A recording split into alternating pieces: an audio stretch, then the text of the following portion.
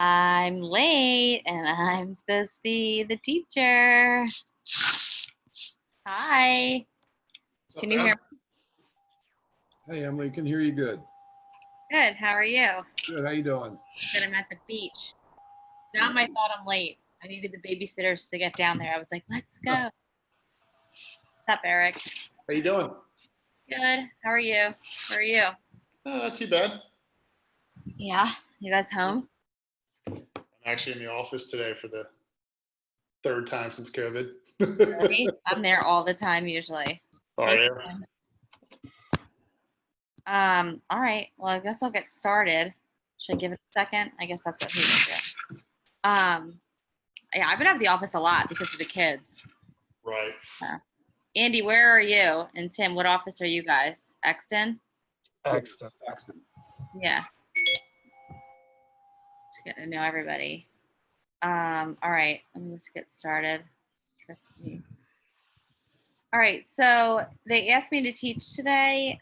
I am no big thing. I've only been doing this for about 3 years, but this subject, leveraging your listings, is definitely something that I do. It interests me a lot. I don't know if anybody else is a Tony Robbins person, but I'm a big Tony Robbins person, and it's always like work harder. Work smarter, not harder, and like 2 millimeter shifts. So I don't know if any of you know me, but I have 4 little kids on my own, and I just started doing this like 3 years ago. So for me, I'm always figuring out. At first, I was always trying to double my volume, and now I'm always trying to do the same amount of work, put the same amount of effort in, and make twice the amount of money. So for me, last year, my focus primarily was on upping my price point. This year, it's on garnering, the listing and buy side from people a lot of times, because you just focus on, you're either a lot of times getting a buyer or a seller. My focus this year is doing, what's the word I'm looking for as someone chimes in, like, having someone that's doing both, buying and selling. So you have one client, 2 transactions. Dueling, yeah. So, and as far as like the upping the price point thing, just to give you perspective, when I started 3 years ago, the price point was about $250K, and this year I'm averaging about $800,000 price point. So in 3 years, and that's all from focus of that being that was what I wanted to do that year. So I think having focus and a plan is huge. So that's just leading me into leveraging for listings. One of the biggest things that I focus on consistently all the time, if I have a piece of business, I absolutely must get 2 more pieces of business out of that. If it's a listing, if it's a buyer, I only like kind of hold myself to the fire for 1, and that's within 6 months to a year of the transaction. So if I have a listing and I have not successfully picked up 2 more pieces of business off that listing within the year, then I didn't do something right. I didn't market right. I didn't take the time. So we all get the listing and you want to sell it, but there's also, in my eyes, the focus. As soon as I get the listing, yes, I want to sell it. Yes, I want a client happy, but my brain has to also go to, where else am I receiving business off of this opportunity? Because they're the best leads that you get. So starting with that, I would say the biggest thing is strategy. I don't know if I was clear enough there, but I think knowing and putting it in your head, all right, I got this listing, I am getting 2 more pieces of business, is your plan. Strategy, I think you have to focus on how you're going to do it. And I think, especially now, I don't know about you guys, but what happens to me, and especially if you don't have a lot of leverage or you're not on a big team, your business is going like this a little bit. So you're getting really busy, then having a dip because you're spending time in your transactions, and you're getting really busy again, and then you're spending time in your transactions. So for me, I find myself picking up, like, we're putting on 3 listings today. That's typically, it's funny how I roll now. It's like, I'll get 3 or 4 listings at once, get them all, going, and then put them under contract. Well, what would happen in the beginning when I didn't have a system and a plan, I was a wasted opportunity through and through, because I'm just so worried about getting them on the market, talking to all the people, making sure what's happened. I have learned to primarily now focus on, yes, that has to happen, but I have to be able to market this property to get leads off of it. And they're some of the best leads that you're going to get. So Ways that I do that. Let me see. So basically, let me put it here. Things move fast, more than one at a time. Start with a plan, build on it, focus on leads as much as getting it sold. Ways that I do it. So the longest coming soon period possible is what I always go for, and I try to prepare the seller for that. I learned a lot of this stuff from Mike Cianci.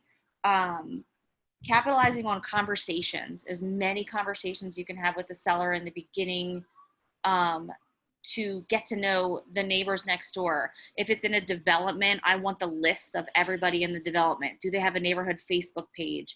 Trying to gather as much like contact information around the listing as possible. Do they have family members that are moving? And if I'm discounting my commission to 5%, you better believe I'm asking for 2 referrals within 6 months to a year of closing. That's fine. I'll discount 5%, but I'm going to ask you if you can refer me to 2 friends and family. And then we follow up with that consistently over an email. So some really dumb things as far as you're saying a coming soon. I do Zillow. I don't know if anybody else does, but if you do pay for it, you get to have coming soon 3 weeks and all the leads feed straight to you. That's a great way to pick up buyers. We also like to stay super organized. So like if we have a listing coming up, right into the Gmail folder, we have a folder for that listing for other realtors and then clients. Because you know how you start to get, you put it live and you have fielding how many phone calls, how many agents, how many everything else. We drop them immediately. And sometimes you don't have all the information that they need. So we drop them immediately into those folders, and then we reevaluate those folders on a weekly basis. So if it's the agents, we're able to then update them all at once, and they're appreciative because then they can then serve their client better. You get better offers. And if it's people that we meet, say on Zillow, who we're not ready to show the property to yet, or unrepresented buyers, they're in there too. And or neighbors, nosy neighbors that are looking in, we keep them all in a folder. The other thing we do is we have a Google Voice number. So like, if I get a lead, because you have this listing. How many calls are you getting on this listing these days? I mean, how many showings are we getting on our listings? Like ridiculous amounts. So I immediately, anybody that calls, even if it's like a looky-loo, I get as much information as possible. I text it immediately to the Google Leads number, and then at least once or twice a week, we then categorize those leads and like follow up accordingly, which I'll get into later. But let me see what else I'm saying. So as far as coming soon, the other thing that's crazy is the signs. Get the signs up like as soon as possible. Have them done right. I do like a personal branding on my sign and whatnot. If I'm putting directionals up, I literally got 2 listings this year because before I put a directional up, I asked the neighbor, and I'm like, hey, do you mind if we put this in your yard? We're listing a house down the street. 2 listings. They're like, yeah, absolutely. We're actually going to sell this year. And I've sold them both just from having the conversation. Like, so it's just taking that time around your listing to like have as many conversations with people around you and organize who you're talking to so you can actually do something with all of this. Because I think that's the biggest thing. You find yourself with all of a sudden all these people calling you, which you've been waiting to happen for how long, and then you're so busy you can't even get back to them properly or put them in the proper follow-up, because it's not the first time you talk to them. It's always the 5th, 6th, 7th, 8th time you talk to them. That's when they turn into business, in my opinion, when you're meeting people, let's say at open houses or whatever. When you're in the coming soon period too, I try to do as much social media posting as I can as well. And that's where I get direct leads. I don't know if anybody else sees that, but I put like a teaser of a house coming up and I like put the location, West Goshen. I have like 7 people in my inbox. Where's that house? Where is it ever? And then I know these are people that I know that are now thinking about moving. So we'll get into the next phase then, like, what do you do with those people? Does that seem relevant to everybody else? Like you're getting all these leads, you're getting all these people calling you. And what I feel like, what I'll get into later is, what are you doing with them? Because you think you're paying Zillow for all these leads, you're paying, or you're trying to find people that are looking. A listing is the best place in my eyes to find these people that are actually, they're out there, they're looking. Okay, email folder list, lead. So when we have the house on the market, we're all about building relationships with the people that we have. And I say we, it's like literally me and the one girl that works for me, but I couldn't live without her. But building relationships, like I said, with the seller, trying to talk to them as many times as possible. I've gotten that from Cianci a million times. Like, he won't even go out on an appointment right away. He will wait a week and go out and try to have as many conversations with the seller as possible to build rapport.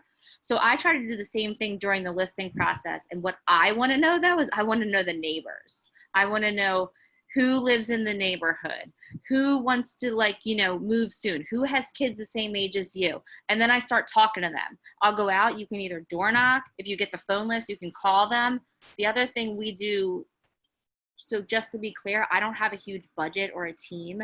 So I don't do just listed. I don't do just sold. I don't have a good return on that for myself. What we do is we pick, you know, strategically a certain amount of houses around a listing, and we send like a personal card. We use AM cards that just says like, hey, we're going to be in your neighborhood for the next foreseeable future. This is our contact information. We're sorry for the inconvenience of people coming through. If you need anything from us, let us know. If you'd like to follow this property and how it's doing and what your neighborhood's doing, let us know. I get more phone calls off that than I'll just listed, just sold. And then I end up being able to call them back. Hey, Mary, just so you know, we're having an open house this weekend. Hey, Mary, just so you know. Hey, Mary, did you talk to anybody that knows it? That they have been my biggest like resources of business, is the neighbors. And I think the biggest thing too is just keeping them organized then. So like around each listing, they're not obviously going to all go into my database right away, but we keep, while the listing is live, all that stuff in our folder. And then anybody that we make contact with afterwards does go into a database and on a plan. Sorry, I'm a big talker. So while we're on the market, I said steps: gather as much intel from sellers, ask for names, contacts, inquire about family, get to know them. Like, you talk to your seller, write the sister's name down, talk about the sister, do it, whatever. Because I guarantee you in a week, you're getting a call from the sister that's like, oh, hey, we know you took really good care. They want to wait to see that you've taken care of their family, is what I found out. Let's see. All right, coming soon. Try to get the exterior pics as soon as possible, as long as possible. Sorry, I'm going through my notes here. Not very good at this. Marketing when on the market. Hey, we appreciate it. Thanks. Have other homes to show. Okay, so here's what I'm saying. Marketing it when you're on the market. Have a plan. So I'll just give you an example. We had a listing this year. Kind of a funny story. It's the first listing appointment I ever went on. Never sold a freaking house in my life. The client is like, I need you to meet with my husband. And I go to meet the husband. It's for like over $1 million worth in real estate. Like, they were maybe even selling. He ate me alive. I left there. I had the flu. I like left in tears. 3 years later, they never ended up selling. They sell again. She calls me back to interview again. He again ate me alive. I again got the listing. He ate me alive the entire time we were on the market. John Patrick knows probably every detail of this sale, but I stuck with it the whole time, and I marketed the shit out of that property because it was beautiful. And sorry, the crap out of that property because it was beautiful. And from that, my admin the whole time was telling me, we just closed it the other day. Now, obviously it was a huge commission. It was like $27,000 commission. From that listing, pending and closed, I have over $128,000 in GCI from other people that we picked up and have pending and closed off that property and in the pipeline. So biggest thing before COVID was open house. Planning your open houses ahead of time, getting the signs up, getting that all, that's all great. I feel like now it's kind of irrelevant, and talking about the virtual opens is a big thing. I don't know how you guys are doing them, but I can tell you from this listing, we picked up buyers, some on Zillow, one at a physical open house and then referred her daughter, another one at the same physical open house. So that one physical open house, we met the one lady, we sold her house, which is under contract for $1,080,000. She just picked up another one at $1 million, sold the mother and the daughter, both $1 million houses in Greystone, picked up another Zillow from buyer. They're a $2 million budget, had buyers from virtual open that we did on that buying from New York, and I'm not even counting them that aren't under contract yet for over $1 million. And this is all one property. And I have to tell you, because this guy was such a jerk, I did not even care if I sold it at a certain point, and that's all we did was use that property to like market ourselves, which I know sounds terrible, but really you have to be thinking about that as much as you're thinking about selling the house.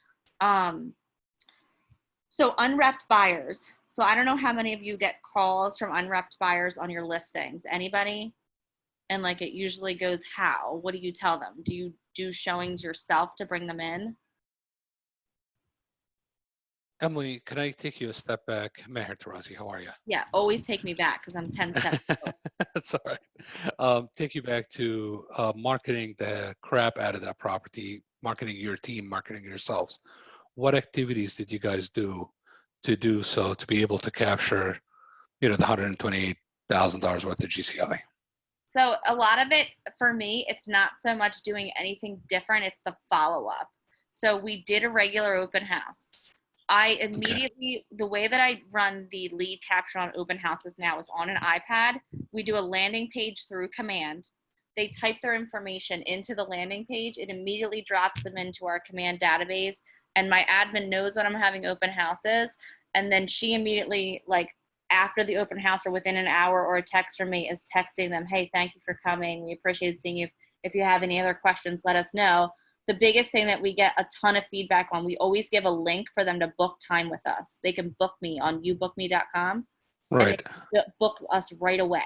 So the one lady that I told you that lived in California, so this house took a while to sell. We put it on in November. We just sold it like 2 weeks ago. So I met her in November.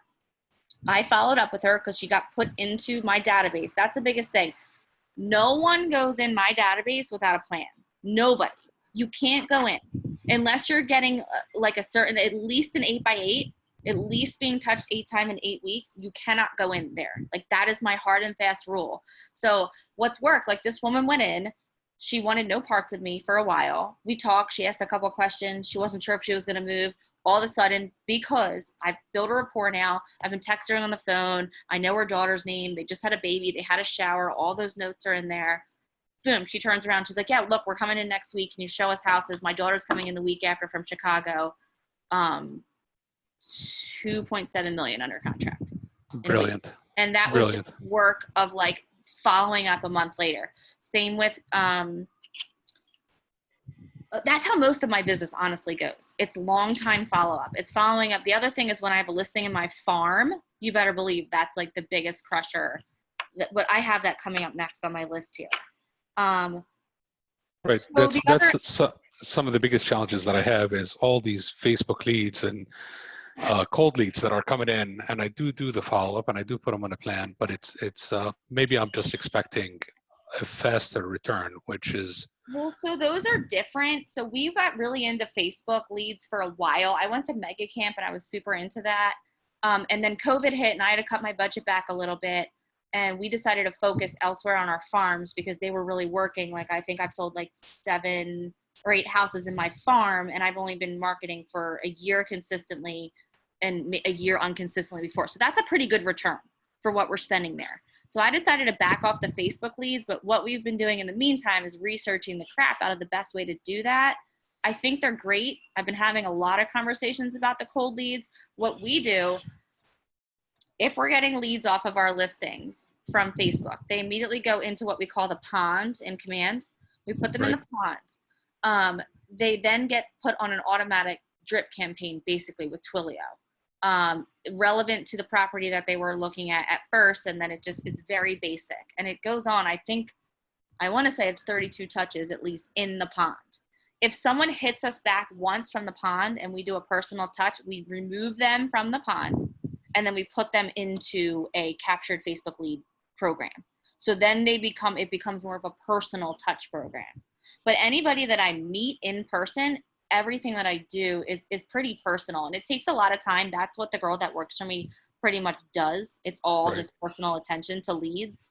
And like I said, like all day long, if I'm sitting here at the beach right now and I get a lead and it's so-and-so calling off a sign on my listing, my job to me is get as much information as absolutely possible. And then I drop it into this lead Google Voice. I text it right away. It says leads on my phone. I text everything I know about her, just drop it right to that phone number. So my girl got back from vacation today. She's like, oh, so Sue Harris. What? I'm like, I have no idea who you're talking about.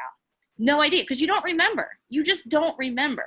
Like, you get all these people, you have no idea who they are. She's like, oh, you wrote this, this, and that, whatever. I said, oh, yeah. She goes, she has a personal card in the mail to her today.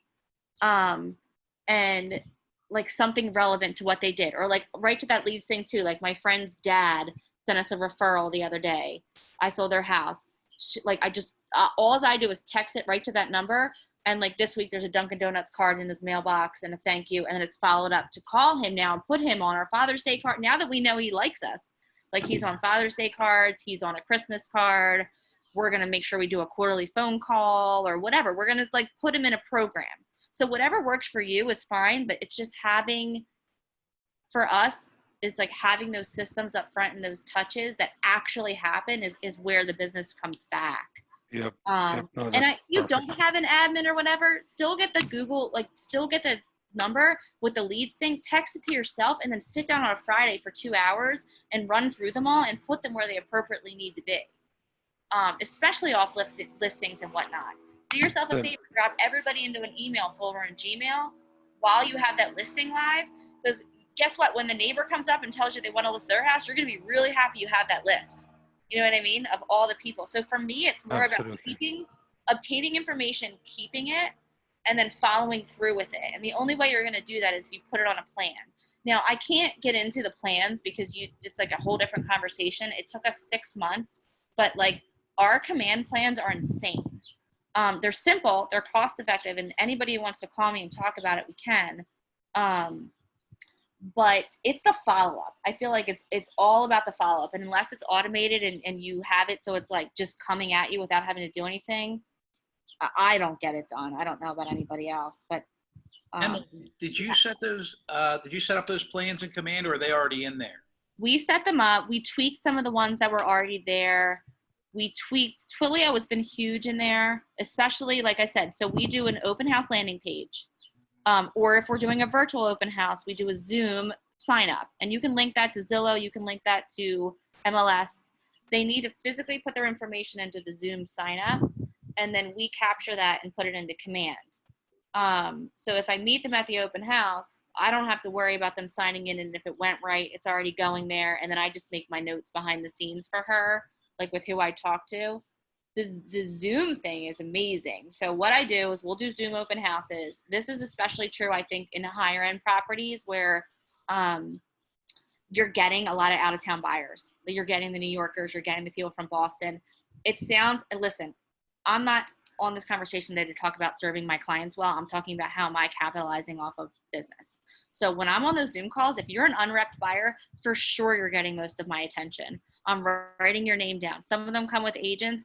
For me, I'm pulling information out of them. And what comes in huge after the open house and everything else is sending them that link multiple times to book a private appointment with me, either about that property in general or another one. And they can book it at their convenience on youbookme.com. It's a link that we send. And I have gotten so many appointments like that and people in the pipeline virtually because they're already interested in online interaction. They just showed you that. They're on Zoom. So give them personal time when it's just they can ask their questions or they can talk about their buyer needs and whatnot. That's been huge. And I haven't had to go anywhere. Most of my appointments are at youbookme.com now. Speaking about that, meeting unrepped buyers at your listings, which is huge. Whenever they come and see the house, what are the odds that they're going to like that house and buy it? Like, honestly, what are the odds? Slim to none. Slim to none that they're coming in that house and that is the house for them. But they are somebody that wants to move. Like, they want to move now. So I obviously meet them that first time every time because I want to know, do they have a house to sell? What's their situation? What's going on? And then I always have backup properties booked for them immediately.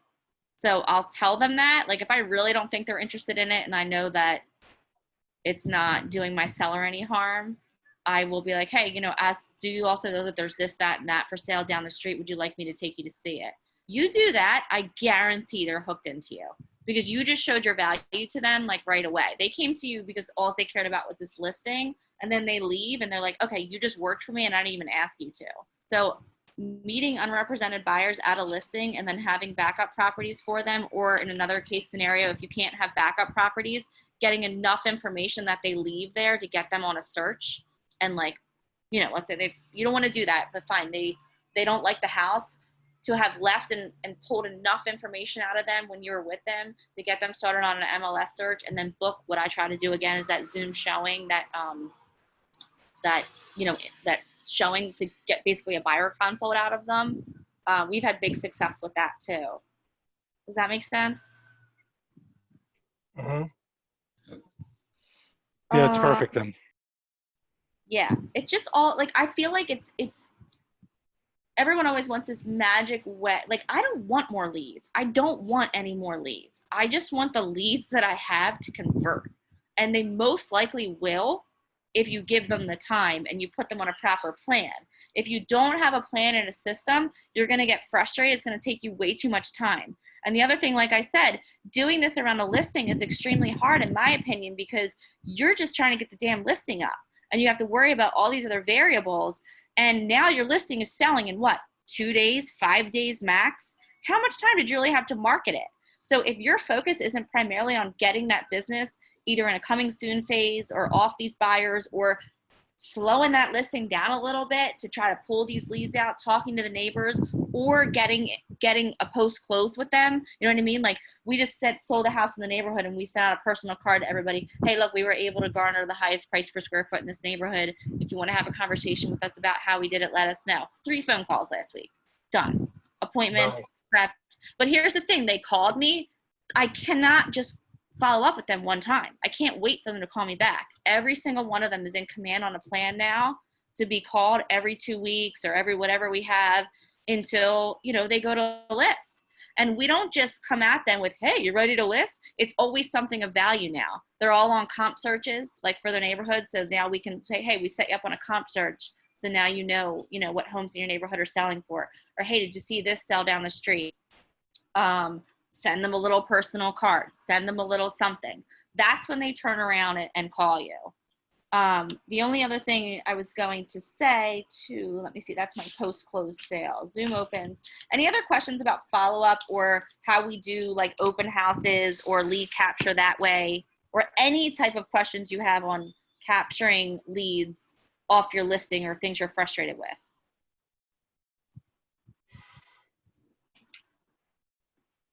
You guys are a tough crowd.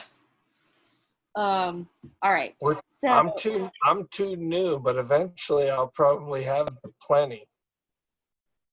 yeah, I think the biggest thing is planning. The other thing, like, I don't know if you guys, so when you get a listing, do you all have a written listing process?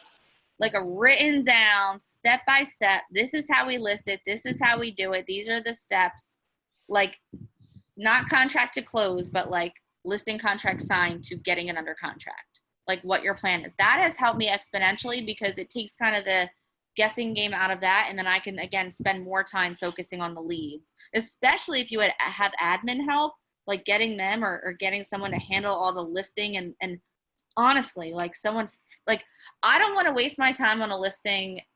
We just had one sell in West Goshen. I think there was like normal. We're not anything special, but 47 showings in 3 days, like ridiculous 7 offers. You spend 5 days fielding all those phone calls, handling those offers, everything else. And before you know it, you just put that sign on and now you're signing the contract under and you have marketed to no one. So to me, like my goal is to take all that listing stuff that like dealing with the client's nerves and the pictures and this and that. And that's what my admin handles now. And I solely go after business around the listing. So I'm spending time talking to the neighbors, talking to the people that came through, trying to, market it a certain way so that my whole thing is, all right, we were on for 5 days. Where's the 2 people that I'm now selling to? Because, it's, I don't know, they're free leads. Okay, post-close and sale. So I said personal cards. Stay in touch with those that you did connect with. As simple as a comp search on Bright and ask for the damn referral when you're finished. Ask the people for the referral. My clients, as soon as we're done, we do the Zillow leads, like who else can you refer us to? And again, when you close that listing out, I think making a list of Betty, the neighbor that you talked to, and the one buyer that kind of was warm and not, and making sure that they're all on a plan is where that 6 month from now business comes from. Have a plan, make sure it overlaps. So the next thing I was just going to talk about really quick is, I don't know how many of you have farms. Does anybody have a farm? Where's Jeff Wilkinson? I know he has a farm, Foxtail Farms, right, Jeff? John Patrick has a farm. So we started out with 1 farm last year. We're now moving on to 3. But getting a listing in your farm is, like, to me, the easiest way to get business. For my first farm was my neighborhood. So we've sold, like I said, I think bought and sold, I think I wrote it down, like 8 houses in the past year there. We also do like newsletter mailers there. So once a month, we send something, like, it's all relevant information about the neighborhood, like when the schools are opening, senior program, what houses we just sold. But so they're seeing me here. They're seeing myself on a sign. They're seeing me in the neighborhood sponsoring the block party. So point of all this conversation, especially around a listing, is when you can overlap your marketing, when you can overlap a listing and a farm and a mailer all to the same people, it's like an explosion.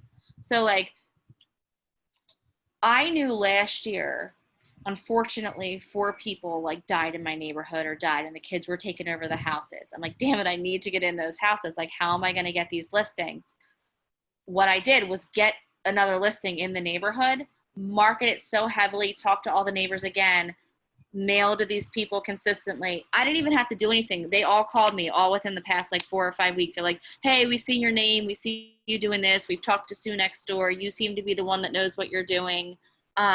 So I think a lot of times agents, especially around listings, when you're trying to figure out where to spend your money marketing, if the more you can list within a niche, like say a farm or an area, and then overlap your marketing, I find the more that it all spirals and the more business you get out of it.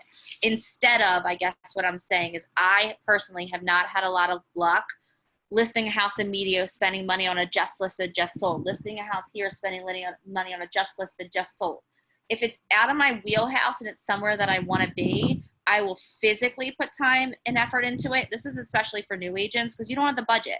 Like, I will physically put time and effort into it, but where I try to spend the majority of my money is on the places that I can get within the areas that I'm already marketing in different ways.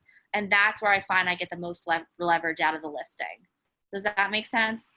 So I think when you're newer, you're trying to cast your net all these places. If you have a small focus at first, and build on it from that small focus, like mine is my neighborhood. I also do a lot with the school. So the next 2 neighborhoods were all in the school. All my farms, until I finish out that school and I get some in high school, middle school, will be surrounding that school. We run the school Facebook page. We now run the middle school page. So you get what I'm saying? I'm trying to hit these people that I'm seeing at school. I'm seeing in my neighborhood. They're seeing my sign in the yard. Like, they're getting my marketing material in the mail. And that's where I'm getting the most bang for my buck as far as like listings and spending money. Does that make sense? Does anybody have questions? Emily, I do. Let me jump back on. I hear you saying I'm a newer agent, but I'm kind of taking in all of your information. I hear you saying to constantly hit the same farm, which makes so much sense. So instead of sending out all these leads, like you said, all over, trying to get a hold of them, to kind of keep watering that same farm. But how do you do that? You're saying you send things out to them, you mail them. Can you be specific? Like, I did hear you say you'll give them neighborhood information, or what exactly can you do without being, without them shutting off on you? What are you sending them? So I will never, ever, ever, ever, ever send anything out that's not of value. I just won't send anything out. Like, unless it's of value, unless it's giving them something that they want to read. Like, I wish I had a copy of my newsletter here. It's awesome. Like, I want to read it. People keep it posted on their fridge. It tells you when the pool opens. Newsletter. Yeah, we do it. We make it personal to the neighborhood. It's Roslyn News. It tells you when the pool's opening, when lacrosse signups are, what the senior center's doing, Gay Street restaurants opened up, a little article on, preparing your house for the spring or whatever, all of our listings. We'll do like local spotlights, and I get my lender to pay for half of that. Just so you know, I don't know if that's allowed or if you get an insurance person or whatever, but that's sponsored because it gets pricey. We're in 3 neighborhoods now. It's like, I don't know, 1,500 rooftops. It's probably costing me, I think, about $700 a month now. The first one that we started, if you can't do it monthly, do it quarterly, but make it quality. If you have to hand it out and put it in the mailboxes, do that. But it's quality. And then like we sponsor the block party. We are all over the Facebook ad for any mom that wants to join the Stark Weather Facebook moms page has to friend me first and then goes on the moms page. And then I run all the events. So like, and then I immediately ask them to follow my real estate page. So I don't have to tell anybody that I'm a realtor. They already know. Like my sign's there, they get it in the mail. So I would just make sure consistency as much as you can for your budget, and then make sure it's like something of value. And even around your listings, like I said, I don't know who has AM cards. I'm a big AM cards person. It's $38 a month. You can add $10 gift cards on it if you want for Dunkin' Donuts or brownies or whatever. But like we just had a listing in a neighborhood. There are over $1 million houses. There's only 26 houses in the neighborhood. So we were able to use all the credits on AM cards. We sent like 4 or 5 cards out to every homeowner. Just updating them on stuff. They were super personal. We used Canva to do it. And they didn't look like a just listed or a just sold. It looked like someone wrote Bob that lives there a card and, you know, was being genuine. Like, hey, there's going to be a little bit of extra traffic in your neighborhood. Like, if you have a problem or anything, just let me know. The people who call you on that stuff are the people that you want to get to know because they know everything. Like, they're the nosy people in the neighborhood. They know what's going on. I've had more success with that. Like, so you don't have to spend a ton of money, but whatever you're doing, make it personal, especially if you meet these people in person off your listing at an open house. I don't care if you're doing a Zoom, whatever. If you have a pen and a paper and they're signing in on the back of that page, as soon as they leave, write down everything they told you. And that night, go home and email them and then put a card in the mail. They will call you back. They will. Like when they need you, they will, but maybe not the first time. So that's when they go into your database under a certain thing and it's follow up. The biggest things I can say if you're a new agent, make it a habit of having to get at least 2 pieces of business off of each listing and one piece of business off each buyer. And then, what the heck was I just saying? I can't even keep my own train of thought up. What the heck was I just talking about? No one knows.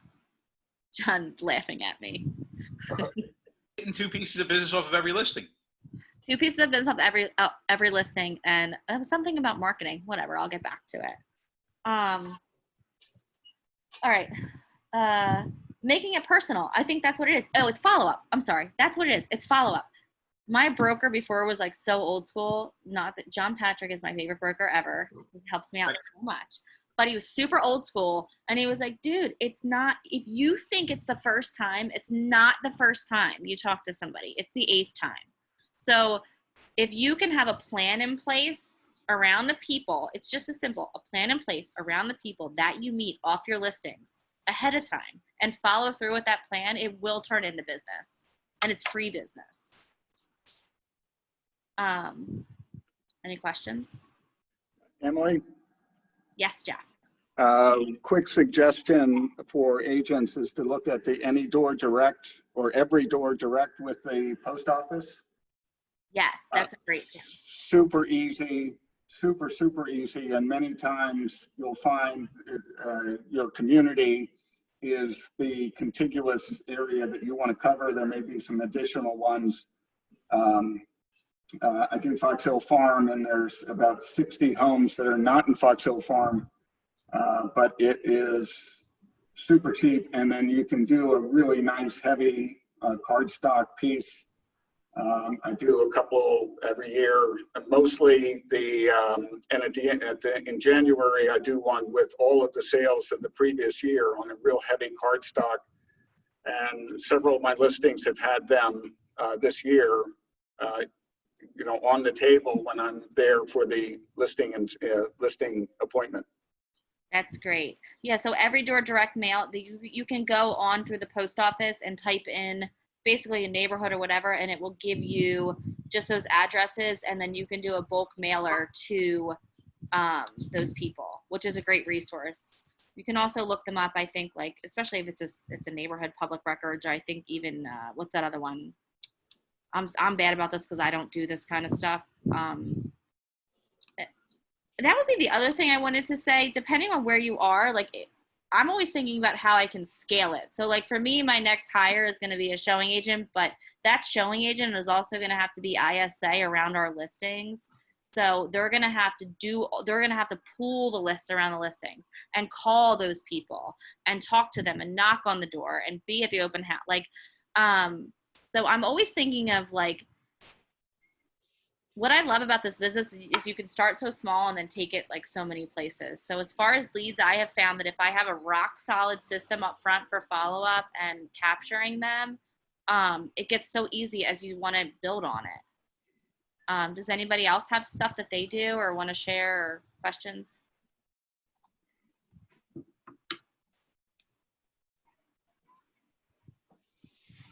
All right. Well, thanks. You laughing at me, John? Liar. All right. Well, hopefully this was helpful. I talk really fast. And Corinna made me do this. But if anybody has any questions, just shoot me an email or a call. So what would you say, because you've been in the business for how many years? 3. 3. What would you say is the one, same thing I asked Cianci, secret to your success so far? You gave us a ton of ideas. It's an incredible amount of information.